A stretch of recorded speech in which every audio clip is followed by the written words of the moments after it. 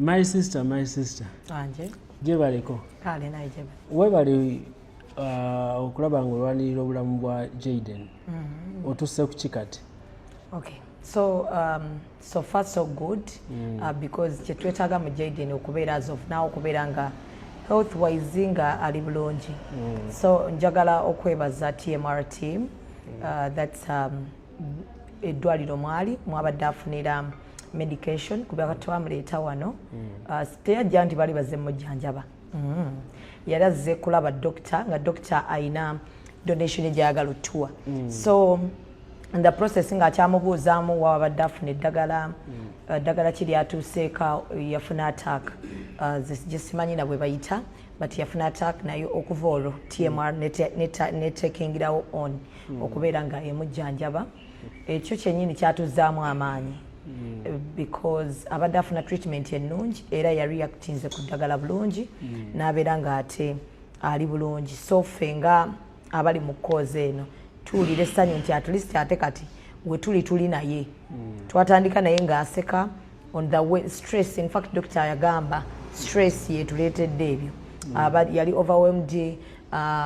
amasimu na receiving amasimu gata receiving ngako abakuba amasimu abamu bakambwe ng'ebisinga tabirabangako ate mwana mupya mu media naye njagala kwebaza abantu bonna abamubaddeko njagala okwebaza maama we njagala okwebaza eddwaliro engeri gye litwanirizaamu omanyi ba bloggers ba youtuber empisa zaffe abamu ntono ddala twamenye nnyo amateeka g'eddwaliro lino naye eddwaliro lyatugumiikiriza si kugamba nti eddwaliro terina mateeka terina privacy eri abalwadde naye nga bw'omanyi ffeffe nnyini neefuga yaffe olumu egaana yes abamawulire so however doctor yamaze najja n'akikabinga up n'atubuulira what we need to do tulina okwambala mask era leero abazzeeko naddala abaze mu press conference balabye nga amateeka gabadde gakyuseemu kati ng'atandise nga ayagala kukola kikutaasa mulwadde we because omulwadde takyali waffe ffekka naye kati na mulwadde wa TMR because yamuteekinze on bano abagamba nti mwatandisewo akakuni kammwe just okutwala ku ssente abantu abo oba amagezi ki nze maze emyaka 13 mu media gisukamu giyinza okuba gisukkamu naye professionally nga nkola amawulire gange I'm a professional journalist and by talent I'm an actress so mmanyi biki ebijjira omuwendo ogujjira ku kubanga oli munnamawulire ekirala eno si kyensosa okubeera nga nkola okuyamba omuntu emabegako awo nabadde nninawo gundi gyenwe ya defilement mbaddeko mu byabakyala biki sene si yekozi gyensookeddemu nze nayiga ekintu kimu bwe mba nina kyenkola nga nkikola mu butuufu bwakyo ebyo ebigambo mba mbisuubira ate mmanyi bulungi nnyo nti mu buli kyenkola ninayo abatanjagala so abantu bayinza okuba tebali mu kkuba Jayden naye nga bakuba ffe abali ku kkoozi eno naye njagala bategeeza nti tubiwulira bye boogera era tubiwelkaminga munange ebintu biboogera ebimu nno bituufu baali batusaba medical form ye yatuleetera okuba nti balowooza nti tuyinza okuba twagala kubba ssente medical form ye etaaliwo dokita kyabagambye wano nti Jayden yagenda okujja ano nga talina ddwaliro lyabaddeko liri consistent nti babadde bamujjanjaba kyetwasabye TMR hospital otukolera kye baakoze ne bamujjako buli musaayi omukebera okulaba nti bakola medical form ereetedde leero okukola press conference tunnyonnyola abeemulugunya nti oba ssente zaagala kubbibwa oba omulwadde alimba olwaleero kye bategedde nti ddala kituufu omulwadde muki mulwadde then ekirala babadde tebafuna bambi accountability ya ssente yaabwe because mu donations zino olina okubanga oli straightward abantu ng'obawa baba baagala okumanya ensimbi yaabwe kati eyimiridde etya kati eriwa kuba n'eddwaliro lyennyini lyabatiisa omulwadde waali so ne bagamba shamimwe ne mutwala omwana ku TMR mwagala kulya ssente ekirungi TMR nevaayo olunaku olwaleero ekiyambye tubadde nga tujja tukibagamba naye nga tebannawulirako Dr. Daniel nannyini ddwaliro nti obadde akituufu nabawa offer so abeegambidde nti yamuwa offer so kitegeeza ssente yaabwe weeri ebigambo tubiwulira naye tetubiwadde nnyo matu kye twagala kulaba nti Jayden ayambibwa tutegezeddwa nti ssente ziyinza okuba nga zisuukawoko ku ezo ze baali basabye so kati enteekateeka ki eziriwo okulaba nga twongera omulanga okulaba nga ssente zino ziwera. Nze naawe n'omunauganda ali eyo buli bw'olaba positi ya Jayden gyongereyo bw'oba osobola okurekodinga ka vidiyo n'okunga abantu kikuyamba because kati ffe twajja wano nga tukimye bujjanjabi twajja wano nga tukimye donation ne tufunirawo obujjanjabi ate ne batweyungako kati sebo TMR team eri emu kubayambako Jayden okufuna funding. Nyinza okuba nze sisobola kukubira General Muhoozi naye ng'ate dokita asobola omukubira. Nyinza okuba sisobola kutuukirira Haji Ham naye nga waliwo nga gwosobola omutuukirira. So tusobola kubeera nga tukwatira wamu tuweyambe Jayden asobola kuba bwe baba nga tetunaweza mwezi nga Bannayuganda basonze emitwalo 2 kiba kitegeeza Abannayuganda bafuddeyo. Kitegeeza tusobolera ddala. Kale tweyanziza nnyo Shamim era weebala omulanga nange nkwebaza kuba nange wankubidde nga ngenda kubeerawo. Neyanziza nange. Weebale nnyo ne press conference nkulabye nga oluzungu kyekyo. Mba nalwo ndutereka nga lwa mugaso. Oluzungu luterekera bintu nga bino. Kuba mba nino sanga Dr. Daniel abatogera nnyo Uganda. Bategere nti ddala Dr. Daniel abayise. Kati lumpeddeko. My sister.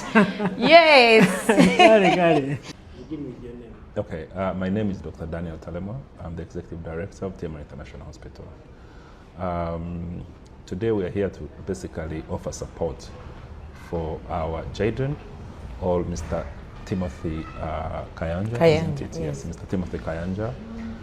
The parents call him Tim, who came to us on Friday. He had come to basically have a discussion on how best we can support him, but as he was approaching us, he went into a crisis, and that's how the journey started with us. So our journey started on Friday when he went into a crisis of chest pain and very low oxygen saturation, and we admitted him on that day, and we've been treating him, and as we speak now, he's getting better. Jayden is definitely having the condition. The mother tells us that it was diagnosed at the age of 3 months of age.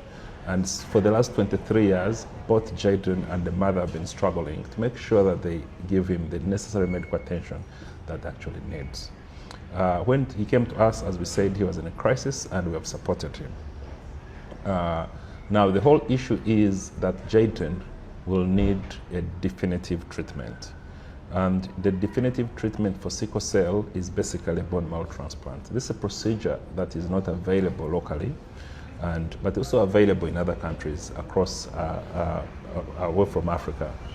And I think the drive that has been started by Zubeedah and the team is basically to make sure that they raise some money that can take him through up to a time when he gets a bone marrow transplant. Now, there are certain things that are very critical, even before you can reach that stage of bone marrow transplant. You have to do medicals to make sure that your body can accept the bone marrow or is fit for the transplant. You have to look for a donor to make sure that the donor is fit to donate to you, and many other tests that have to be done locally. And that's why we have brought together all the consultants to see that those preliminary medical tests are done and Jayden is fit for the transplant. Of course, he's going to be discharged tomorrow, and also tomorrow we're going to see a specialist in hematology so that we can get his opinion going forward. For everyone out there who is working towards this cause, it's very, very important that we come together both financially and emotionally to support Jayden.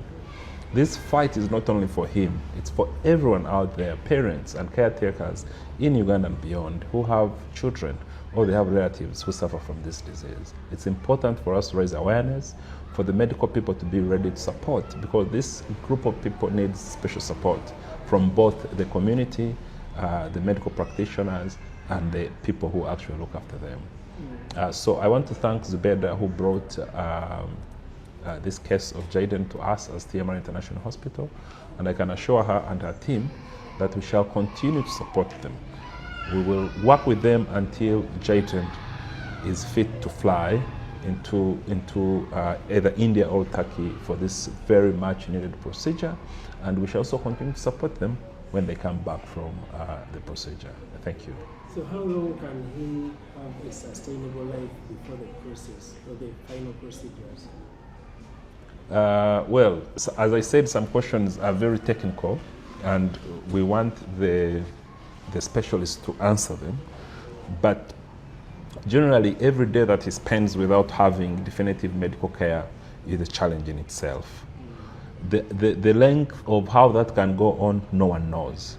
But I know for sure Jayden is a fighter. If you have seen him in the interviews, his positive thinking, and that alone is very, very important. For one, for longevity, to make sure that he can actually stay longer. Two, when you do a procedure, for the procedure to be successful. Remember, healing starts with you. It starts from inside. Once you have a positive mind like what Jayden has, that alone will help your body to basically adjust to the treatment as much and as soon as possible. So the question of how long it can take, I can't answer that. It's difficult for me to answer that question. Yes. As someone who has been in the medical profession for quite long, how often do you register such cases? Well, sickle cell is not a very common illness. And in most cases, you find that you have about maybe 2 to 5 people per million people. Okay? And in most cases, these cases go to government hospitals. So for us in the private sector, you'll find that the numbers are significantly low. But when you have dedicated centers, okay, within countries that are dedicated to this condition, the numbers, you'll be able to see the numbers. For example, the sickle cell clinic in Mulago will register significant numbers simply because it is the national referral center where everyone around the country basically goes in case they have sickle cell challenges. But what's important is to know that about 2 to 5 in a million people suffer from this. But what's important is the prevention, because sickle cell can be prevented. How? By making sure that before we get married, we are able to do these tests. Because as the doctors explained, for someone to have this disease, both parents must get the gene. They must get the gene from both parents. But also now we're advocating for parents when they deliver to have the check for sickle cell as soon as before they actually leave the hospital after delivery. Yes. We've heard of words like sickler and carrier. What particularly explains this condition? So I'm not going to go into sickle and carrier. Mine is really administrative.